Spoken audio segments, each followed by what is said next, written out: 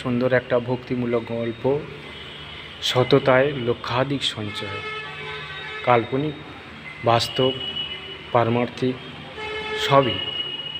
বণিকের অনেক লাভ হয়েছিল একসময়, লক্ষ লক্ষ টাকা লাভ হয়েছে।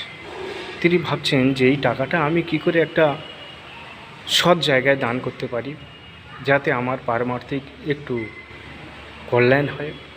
চিন্তা করতে করতে অনেক দিন ভাবছেন যে টাকাটা রয়ে গেল, আমি কোন সৎ জায়গায় দিতে পারি, যেখানে সত্যি আমাদের এই অর্থটা, সঞ্চয়ের অর্থটা আমি যেন সৎ পাত্রে গিয়ে পড়ে এবং তার মাধ্যমে যেন ভগবানের কাছেও যায়।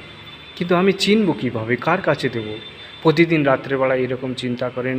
রাত্রেবেলায় চিন্তা করতে করতে করতে একদিন বলছেন, ঠিক আছে, আমি কাউকে চিনি না, কাউকে জানি না, আমি একটু সততার পরিচয় নিয়ে তারপরেই আমি দান করব কেন, আমি আরও অধিক দেব, অনেক বেশি দিতে চাই। ঠিক সৎ পাত্র হলে আমি আরও অধিক দিয়ে আমি তৃপ্তি পেতে চাই, কারণ অর্থগুলো যদি পারমার্থিকে লাগে তাহলে আমার এই অর্থটা দেওয়াটা সার্থকতা হবে।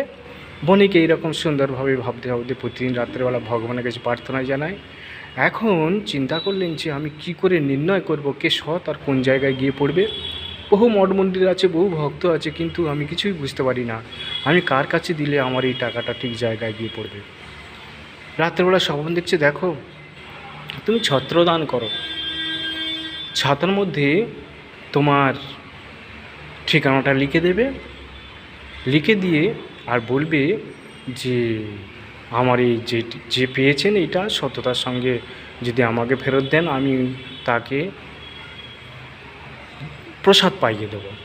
তো এইরকম রাত্রেবেলা স্বপ্ন দেখার পরে বণিক কী করলেন, 5টা ছাতা কিনে আনলেন। ছাতা কিনে এনে প্রত্যেকটা ছাতাতে ওনার অ্যাড্রেসটা দিয়ে দিলেন, লিখে দিলেন, ছোট করে লিখে দিলেন। লিখে দেওয়ার পরে উনি প্রত্যেকটা 5টা মঠে গিয়ে এই কাউকে দিয়ে, অজানা কাউকে দিয়ে 5টা মঠেই ফেলে রেখে চলে এসছেন। এবং একটা ছাতা উনি কলকাতার একটা